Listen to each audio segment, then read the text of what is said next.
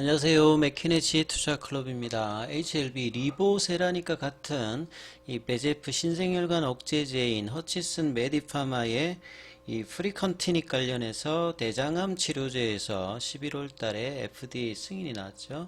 이 부분 같이 한번 비교해서 한번 살펴보도록 하겠습니다.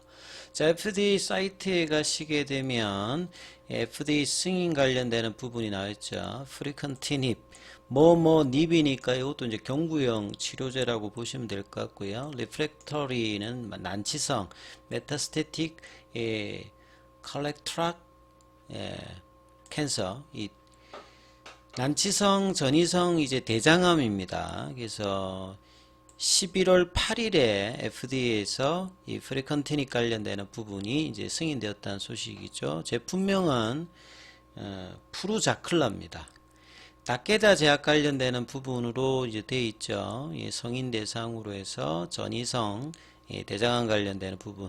이전에 이제 그 케모테라피니까 이제 항요법 관련되는 부분을 받고 항배제프 치료를 받고 그 다음에 이게 라스는 대장암 관련해서는 이제 보통 라스 변이가 한 60% 정도 차지합니다. 그래서 이 라스가 일종의 이제 바이오마커죠. 이 대장암 쪽에는 뭐 라스나 비라프라든지 MSCI 뭐 H라든지 허투라든지 이런 부분이 있는데 이 라스 와일드 타입 정상형 관련되는 부분에서 그 다음에 이제 EGFR 관련되는 부분들도 치료를 받았던 환자들 대상으로 뭐 진행되었던 부분이고요.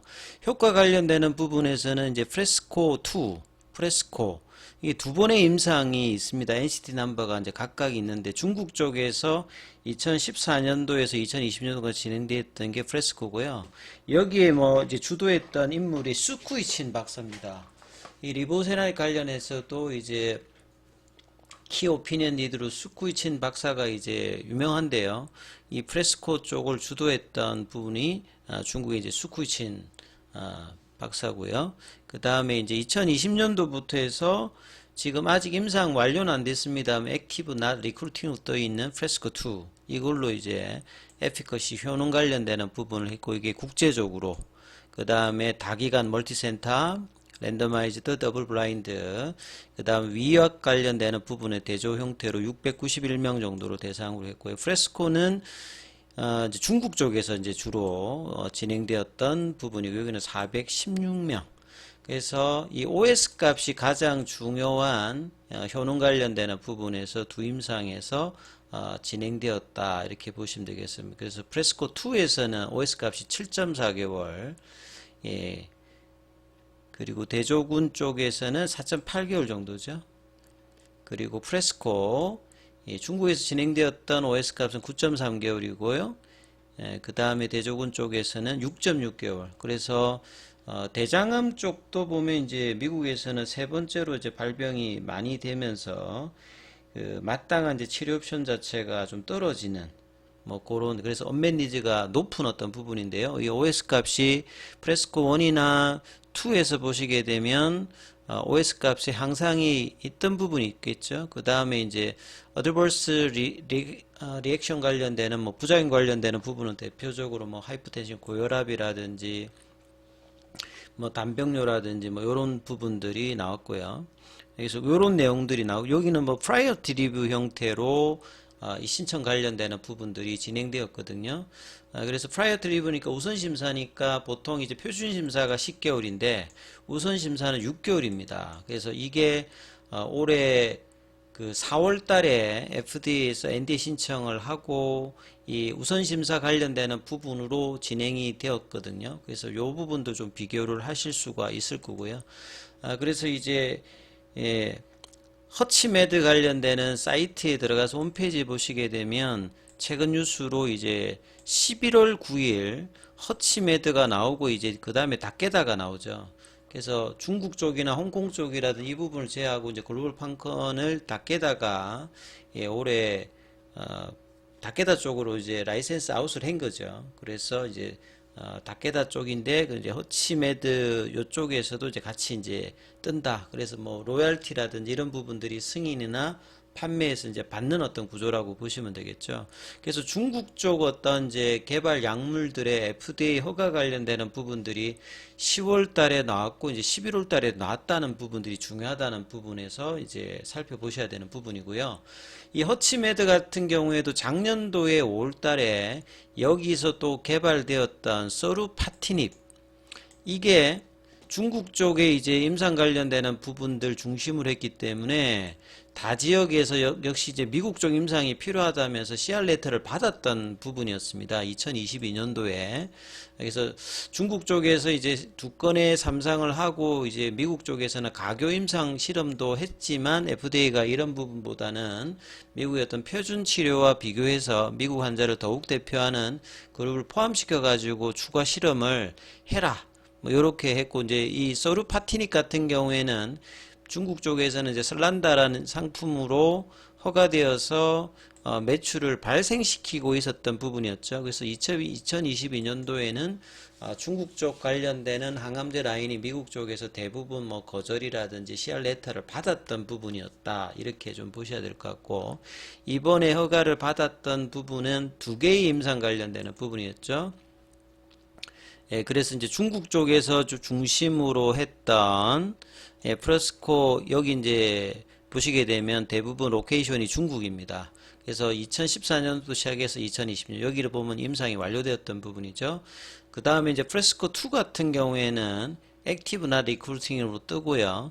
이제 인터내셔널하게 뭐 미국이나 유럽이나 일본 쪽이나 여기에서 이제 임상이 되었던 부분이다. 자, 그리고 HLB 생명과학의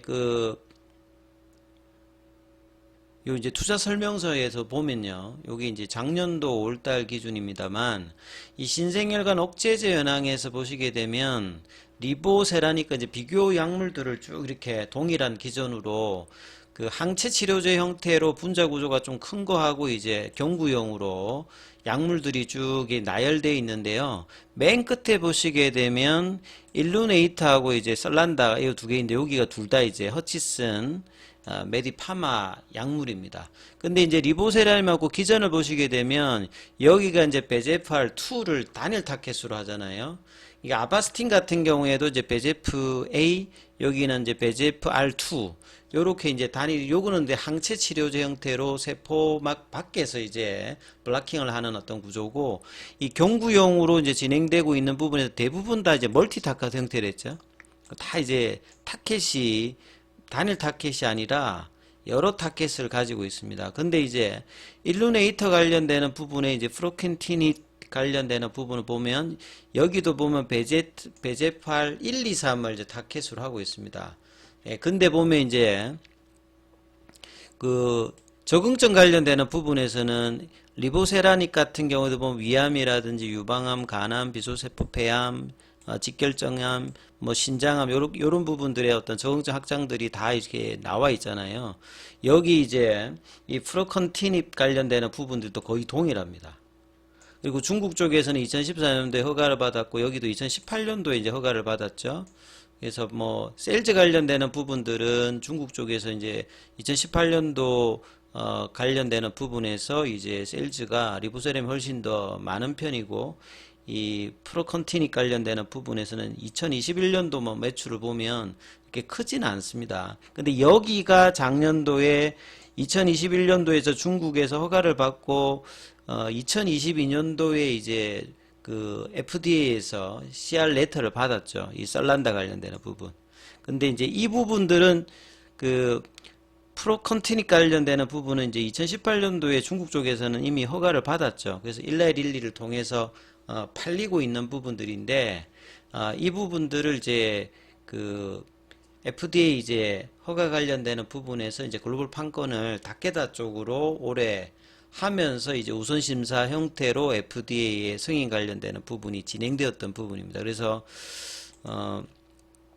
이 경구형이고, 그 다음에 이제 적응증 확장 관련되는 부분에서 이제 여기에서 이제 직결정암에서 이제 FDA에서 허가를 받았잖아요. 그러면 향후에 이제 리보세라닉 같은 경우도 간암에서 이제 FDA에서 허가를 받으면 나머지 이제 암종 관련되는 부분에서 확장해서 나타날 수 있고, 그 다음에 중국 계열의 여기는 이제 기반된 회사는 홍콩 베이스입니다. 그래서 지금 나스닥에도 상장이 돼 있거든요. ADR 형태로 돼 있는데 그 관련해서 주가 흐름을 보게 되면 허치슨 차이나 이렇게 돼 있습니다. 여기 이제 허치메드라고 보시면 되는데 월봉으로 보시게 되면 2021년도에 그때 이제 ADR 형태로 보시게 되면 요 한 42달러 정도? 지금은 이제 그때 대비해서 좀 떨어져 있는 부분이죠. 한 절반 정도. 그 시가총액으로 보게 되면 한 4조대 정도를 하고요. 한참 좋았을 때는 한 7, 8조 정도를 하다가 지금 이제 작년도에 FDA에서 그 CR 레터를 받고 난 다음에 급락을 하고 난 다음에 거의 7달러까지 이제 떨어졌다가 지금 20달러. 그리고 최근에 이제 흐름에서 11월 달에 이제 FDA에서 허가를 받았지 않습니까? 물론 이제 뭐 다케다 제약 관련되는 부분이 이제 판권을 가지고 있습니다만, 글로벌 판권 같은 경우에는 그 11월 달에 받고 이제 4월 달에 이제 그 NDA 신청을 하거든요. 그리고 5월 달에 이제 우선 심사 관련되는 부분을 받고 이제 그 뒤로 쭉 이렇게 올라가다가 이게 이제 11월 말에 이제 퍼드파 일정에 따라서 11월 말인데 그거보다는 빠르게 이제 11월 8, 9일에 결정이 나왔던 거죠. 그래서 선제적으로 주가가 이제 뭐 11달러에서 거의 한 2배 정도 오르고 난 다음에 이후에 추가로 뭐 못 올라가고 좀 그 가격 부근에서 좀 있는 흐름들이다 이렇게 보시면 될 것 같고요. 월봉에서는 이제 이미 이제 코로나 때 여기는 이제 20달러 미만에서 한 더블 정도를 기록하고 난 다음에 이후에 뭐 떨어지는 요런 어떤 흐름 패턴들을 좀 보였다 이렇게 보시면 될 것 같고요. 자, 아무튼 이제 리보세라님과 비교할 수 있는 어떤 이제 적응증 관련되는 부분이라든지 그 다음에 이제 이런 부분 좀 비슷한 어떤 흐름들을 좀 가지고 있죠. 그래서 이 프루큰티닉 관련되는 부분에서 중고 신입이라고 하는 게 중국 쪽에서는 이제 2018년도에 허가를 받았다는 거죠. 근데 이제 올해 1월 달에 이제 중국의 개발 상업화 권리 관련되는 부분에서 5,200억 정도에서 어프론트 피를 주고 사갔고, 나머지 이제 추가 쪽에서는 뭐 9천억대 정도의 로열티 관련되는 부분이 있는데, 이번에 또 이제 FDA 허가를 받아서 한 400억, 500 정도의 또 그 로열티 부분들을 또 수취했다 이렇게 되어 있습니다. 그리고 이제 중간에 이제 진행할 때 보시게 되면 이게 5월달이거든요. 4월달에 NDA 신청을 하고 그 허가 신청을 우선 심사 대상으로 뭐 지정을 했다 이 말이죠. 그래서 퍼드파 일정에 따라서 보면 11월 30일까지 승인 여부를 결정하는데 이게 11월 8일에 결정 나왔잖아요. 그러니까 이제 리보세라니까 캄넬주막 같은 경우에도 내년에 이제 뭐 5월 16일입니다만 제가 볼 때는 3월 달에 이제 CMC 관련되는 부분만 뭐 문제없이 넘어가면 5월 달까지가 아니라 4월 달에 나올 가능성도 훨씬 많아 보이고, 10월 달에도 그렇고 이제 11월 달에도 이제 중국 계열의 약물들이 2022년도에는 뭐 CR 레타를 받는다든지 FDA에서 거부를 나오고 뭐 이런 굉장히 안 좋은 어떤 분위기인데, 올해는 10월 달, 11월 달에 연이어서 중국 계열의 이제 특히나 항암 라인에서 FDA가 굉장히 속도도 좀 빠르게, 그 다음에 허가가 지금 계속 나오고 있고요. 내년도도 1분기에 또 베이진사의 또 추가 적응증 관련되는 포드파 일정이 있고, 그 다음에 이제 이 캄넬주막과 리보세란입니다 말이죠.